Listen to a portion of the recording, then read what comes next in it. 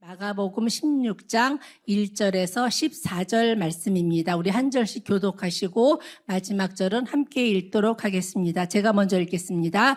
안식일이 지남에 막달라 마리아와 야고보의 어머니 마리아와 또 살로메가 가서 예수께 바르기 위하여 향품을 사다 두었다가 첫날 매우 일찍이 해 돋을 때에 그 무덤으로 가며 서로 말하되 누가 우리를 위하여 무덤 문에서 돌을 굴려주리요 하더니 벌써 돌이 굴려져 있는데 그 돌이 심히 크더라.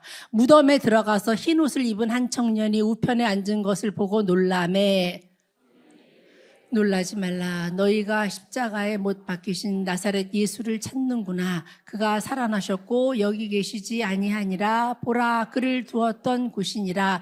가서 그의 제자들과 베드로에게 이르기를 예수께서 너희보다 먼저 갈릴리로 가시나니 전에 너희에게 말씀하신 대로 너희가 거기서 배우리라 하라 하는지라.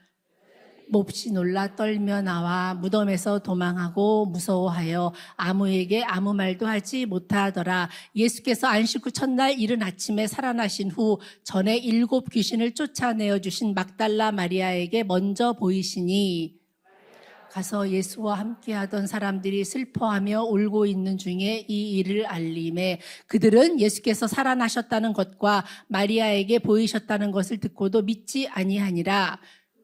그들 중 2 사람이 걸어서 시골로 갈 때에 예수께서 다른 모양으로 그들에게 나타나시니 2 사람이 가서 남은 제자들에게 알리었으되 역시 믿지 아니하니라. 함께 읽겠습니다. 그 후에 11 제자가 음식 먹을 때에 예수께서 그들에게 나타나사 그들의 믿음 없는 것과 마음이 완악한 것을 꾸짖으시니 이는 자기가 살아난 것을 본 자들의 말을 믿지 아니함일러라. 아멘. 우리 함께 기도하고 말씀 보도록 하겠습니다. 하나님 아버지 감사합니다. 오늘 본문의 말씀으로 우리에게 주실 말씀을 기대합니다.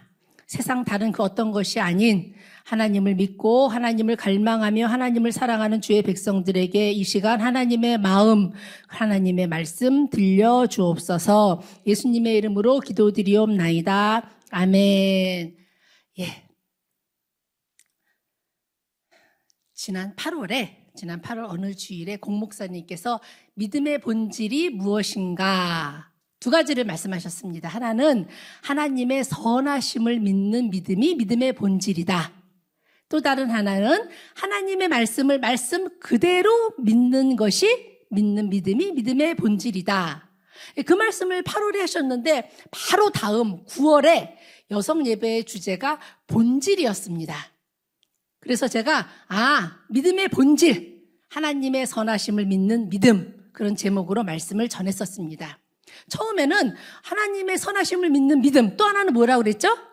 하나님의 말씀을 말씀 그대로 믿는 믿음, 둘 다 하고 싶었는데 그러려니까 내용이 너무 많아지더라고요.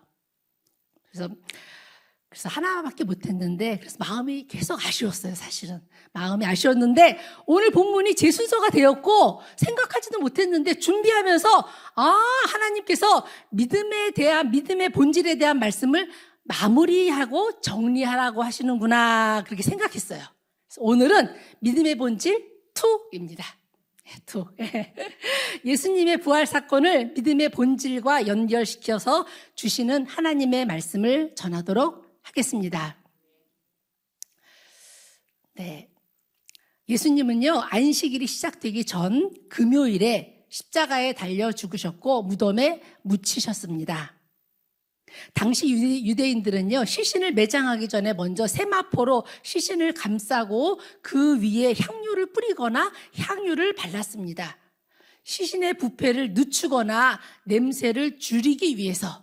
그리고 그거는요, 고인에 대한 존경과 사랑을 표현하는 방법이기도 했습니다. 오늘 본문에 나오는 3명의 여인은 예수님께 미처 향유와 향품을 발라드리지 못한 게 안식일 내내 마음에 걸렸습니다.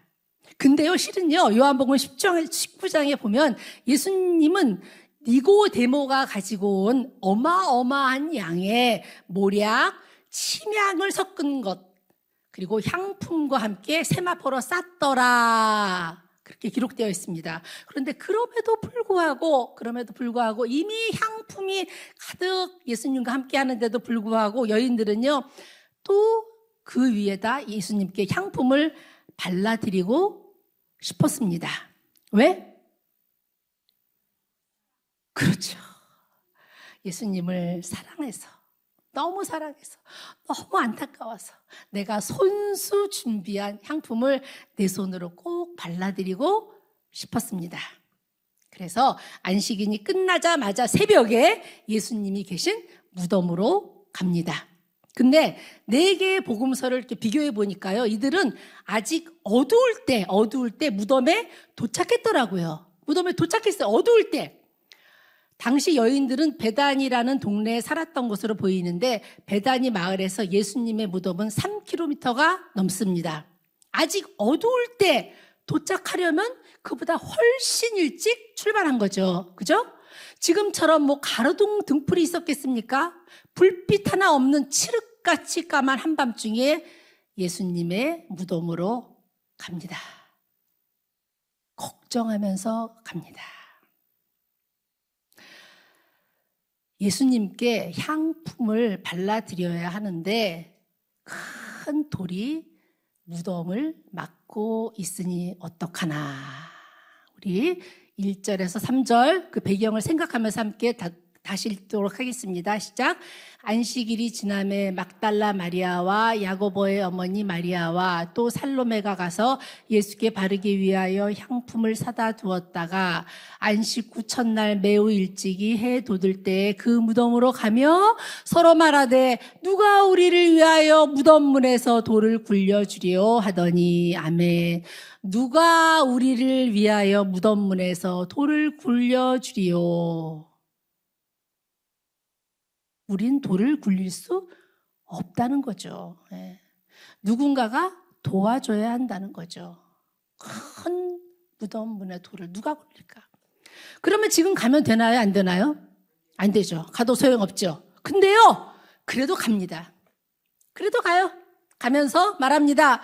누가 우리를 위해 돌을 굴려주리요? 우린 돌을 굴릴 능력이 없습니다. 그런데요, 믿음은요, 내게 능력이 있고 힘이 있어서 가는 게 아니에요. 가는 게 아니에요. 내게는 힘도 없고 능력도 없지만 그러나 가는 겁니다. 향품을 준비해서 가는 거예요. 미리 사다 두었다가 들고 가는 거예요. 누구 바라보면서? 하나님 바라보면서 가는 거, 그게 믿음입니다. 하나님이 받으십니다. 그 결과가 4절입니다. 함께 보도록 하겠습니다. 시작. 눈을 들어본 즉 벌써 돌이 굴려져 있는데 그 돌이 심히 크더라. 아멘. 아멘. 우리는요, 돌이 크다는 것만 생각합니다. 그래서 미리 걱정하고 좌절합니다. 그런데요, 계란으로 바위를 치는 것 같은 그 일까지도 우리가 두렵지만 그러나 주님을 마음에 품고 주님만 바라보며 도전하고 달려갈 때 눈을 들어본 즉 벌써 돌이 이미 굴려져 있더라. 아멘입니다. 그 돌, 심히 큰 돌, 누가 굴렸죠? 누가 굴렸을까요? 예수님이 굴리고 나오셨을까요? 아니요. 부활하신 예수님은요, 시간과 공간을 초월하는 분이십니다. 초월하셔요. 돌이 그분을 막을 수 없습니다. 예수님은 돌을 움직이지 않고도 얼마든지 무덤 밖으로 나오십니다. 요한복음 20장에는요, 유대인들이 무서워서 문을 닫아 걸고 있던 제자들에게 예수님이 나타나신 기록이 있어요. 보겠습니다. 요한복음 20장 19절 시작. 이날 곧 안식 후 첫날 저녁 때에 제자들이 유대인들을 두려워하여 모인 곳의 문들을 닫았더니 예수께서 오사 가운데 서서 이르시되 너희에게 평강이 있을지어다. 아멘. 유대인들이 두려워서 문을 꽁꽁 닫고 있었는데 문이 열리지도 않았는데 예수님이 어느새 그들 가운데 서서 아멘. 예수님께는요, 세상 그 어떤 것도 장애물이 될 수 없습니다. 그러면 그 돌은 누가 옮겼는가? 5절입니다. 시작. 무덤에 들어가서 흰 옷을 입은 한 청년이 우편에 앉은 것을 보고 놀라매. 아멘. 흰 옷 입은 한 청년. 이 청년을 마태복음은 주의 천사라고 했고, 누가복음은 찬란한 흰 옷을 입은 사람, 즉 천사라고 했고, 요한복음도 천사라고 기록하고 있습니다. 예, 주의 천사가 무덤에 돌을 옮겨 놓았습니다. 돌을 굴려서 무덤 문을 활짝 열어 놓았습니다. 왜요? 왜 열어 놓았을까요? 왜 열어 놓았을까요? 너희의 두 눈으로 직접 보라고. 예수님의 부활의 현장을 직접 보라고, 그리고 믿는 자가 되라고.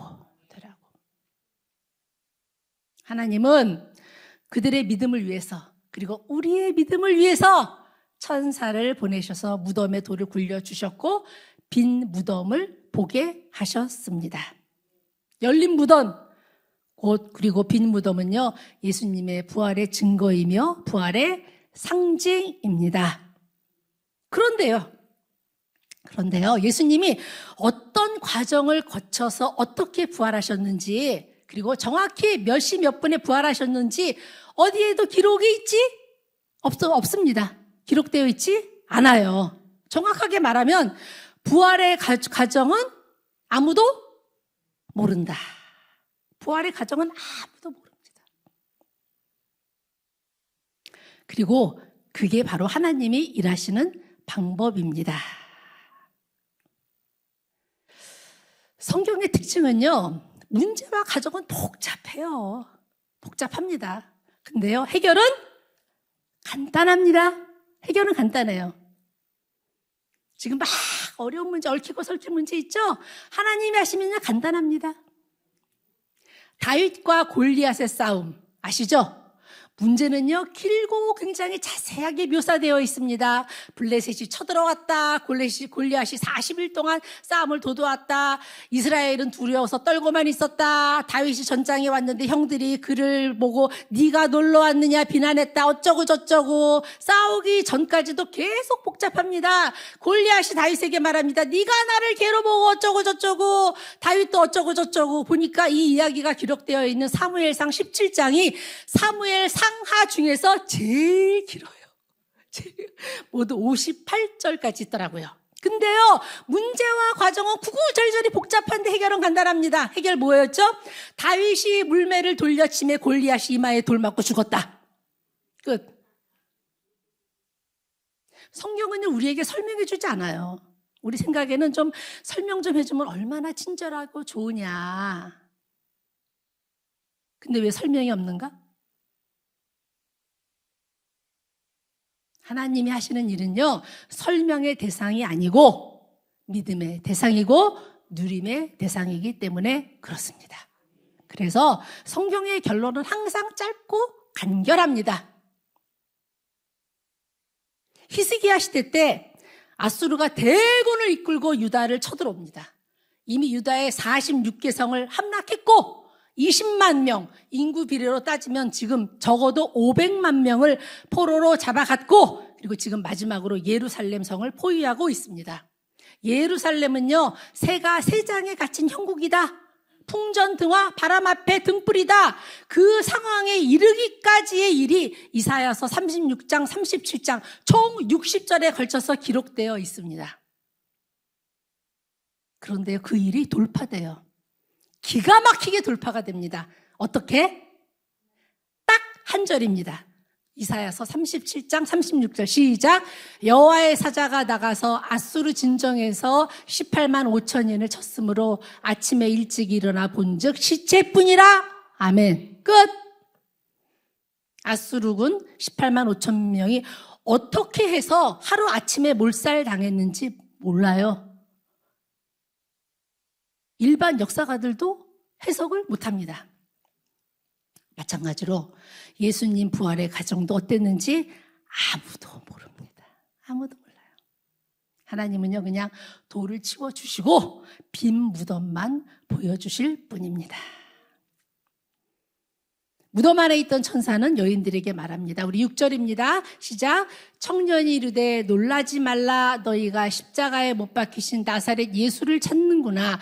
그가 살아나셨고 여기 계시지 아니하니라. 보라, 그를 두었던 곳이니라. 아멘. 그리고 이어서 예수님이 하셨던 말씀을 상기시킵니다. 기억나게 하십니다. 7절입니다. 시작. 가서 그의 제자들과 베드로에게 이르기를 예수께서 너희보다 먼저 갈릴리로 가시나니 전에 너희에게 말씀하신 대로 너희가 거기서 배우리라 하라 하는지라. 아멘. 전에 너희에게 말씀하신 대로 뭐라고 말씀하셨죠? 나는 죽임 당한다. 그리고 사흘 만에 살아난다. 부활한다. 말씀하신 그대로 이루어졌다. 이루어진다. 믿음은요, 주님이 말씀하신 그대로 이루어지는 것을 믿는 것, 그게 믿음의 본질입니다. 이어지는 8절은요, 여인들이 너무 무서워서 도망갔다. 전혀 예상치 못한, 할 수도 없는 그런 급작스러운 상황에 정신을 잃을 지경이 되었다. 사실 안 그러면 그 이상한 거겠죠, 그죠? 예. 우리 9절부터 11절까지 보도록 할 텐데요. 이거는요, 부활하신 예수님이 막달라 마리아에게 보이셨다. 우리 9절에서 11절 보도록 하겠습니다. 9절 먼저 보겠습니다. 9절 시작. 예수께서 안식 후 첫날 이른 아침에 살아나신 후 전에 7 귀신을 쫓아내어 주신 막달라 마리아에게 먼저 보이시니. 저는 이 단어가 너무 가슴에 나타나셨다가 아니고 보이셨다는 거예요. 보이셨다. 이 단어에서 마리아를 향한 예수님의 지극한 사랑이 느껴집니다. 우리가 누군가를 막 자녀들을 걱정하다가도 그 사람 얼굴 보면 안심되잖아요. 그죠? 안심돼요. 그래서 그 마음 아시고 예수님이 제일 먼저 마리아에게 자신을 보여주신 거예요. 왜요? 걱정 말라고. 슬퍼하지 말라고, 이제 안심하라고 보여주셨어요. 전에는요, 제가 만약 내가 예수님이라면 누구에게 먼저 갔을까 생각했어요. 공생의 내내 나를 그렇게도 죽이려고 했고 또 죽게 한 유대 종교 지도자들에게 먼저 갔을까? 아니면 나를 십자가에 넘긴 빌라도에게 갔을까? 아니면 선동되고 매수되어서 예수를 못 박으라고 소리치던 군중들에게 가서 짠 하고 나타날까? 그런 생각을 한 적이 한때 있었어요. 근데 아니요. 그건 사랑을 몰라서 그런 겁니다. 사랑은 죽음보다 강하고, 내가 사랑하고 나를 사랑하는 가족과 친지에게 먼저 가죠. 예, 그들에게 먼저 나를 보이죠.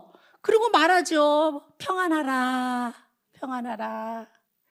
나를 미워하고 십자가에 넘긴 빌라도나 종교자 지도자들에게 갈 시간도 없고 이유도 없고 찾아갈 마음 1도 없어요. 못 들어가요. 예. 안 그러신가요? 예. 못 들어가요. 내가 사랑하는 사람들한테 가지. 나를 사랑하는 사람한테 가지. 우리도 예수님을 따라 어디에? 누구에게 집중해야 하는가? 사랑에 집중하세요. 사랑이신 하나님께 집중하세요. 다른 건 떨쳐내 버리시길 축원합니다. 하나님께만 집중하는 인생 되시기를 주님의 이름으로 축원합니다. 네. 다윗은요, 아들 압살롬의 반란에 그를 따르던 사람들과 함께 도망을 갑니다. 그런데 막상 그렇게도 다윗에게 큰 은혜를 입은, 다윗이 큰 은혜를 베풀어 주었던 요나단의 아들 절름발이 무비보셋은 다윗을 따라가지 않습니다. 이 무비보셋의 신하 시바가 다윗에게 말합니다. 무비보셋이 당신에게 돌아섰습니다. 그 말에 다윗은요, 무비보셋의 재산을 다 너 시바가 가져가라 그렇게 얘기해요. 그런데 후에 다윗이 궁으로 돌아오는데 무비보셋은 또 다른 말을 하는 거예요. 요나단의 아들이 다른 말을 하는 거예요. 나는 당신을 따르려고 했는데 그 종 시바가 나를 속였고 나를 모함한 겁니다. 누구의 말이 맞을까요? 시바가 맞다. 무비보셋이 맞다. 전 좀 참 이상했어요. 놀랍게도 다윗은요, 시시비리 가리지 않아요. 가리지 않고 재산을 둘로 나눠서 반씩 나눠라. 끝. 너무 이상하더라고요. 저는 약간 시시비비를 가리는 스타일이라서. 예, 끝. 예. 살다 보면 억울한 일이 왜 없겠습니까? 예. 시시비비를 가리고 싶은 일이 왜 없겠습니까? 그런데 다윗은요, 이 다윗의 이야기는 우리에게 답을 줍니다. 답을 줍니다. 쓸데없는 일에 마음 두지 말아라. 마음과 시간을 낭비하지 말고 누구에게 집중하라? 하나님께 집중하라. 하나님의 말씀에 집중하라. 내 평생에 하나님의 선하심과 인자하심이 반드시 나를 따름을 믿고 의지하고 신뢰하고 오직 하나님만 바라보아라. 아멘입니다. 예수님이 자신을 사랑하는 마리아에게 처음 보이신 것처럼 마리아도 부활하신 예수님을 만난 후에 제일 먼저 어디로 갔는가? 그렇죠. 예수님의 죽음을 슬퍼하며 울고 있는 사람, 즉 예수님을 사랑하는 사람들에게 먼저 갑니다. 그런데 그들이 믿지 않더라. 우리 10절과 11절입니다. 시작.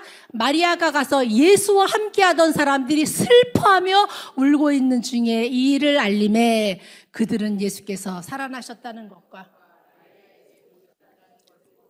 믿지 아니하니라. 아멘. 제자들은 마리아의 말만 믿지 않는 게 아니고 또 다른 제자들의 말도 믿지 않습니다. 우리 12절, 13절 보겠습니다. 시작.